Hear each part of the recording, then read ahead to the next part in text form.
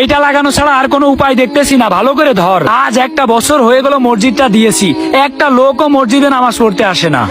কি করবো, এটা লাগানো ছাড়া আর তো কোনো উপায় দেখলাম না। এই ওখানে কি লেখা?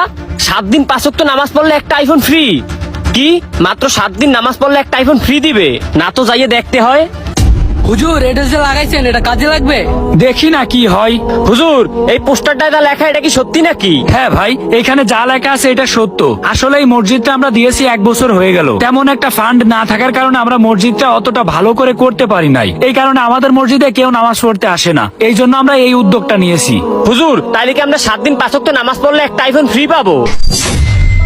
কিরে 7 দিন 5 ওয়াক্ত নামাজ পড়লে একটি আইফোন ফ্রি? যাইয়ে দেখা লাগে তো। 7 দিন নামাজ পড়লে আইফোন ফ্রি মানে? কই যাইয়া দেখি তো।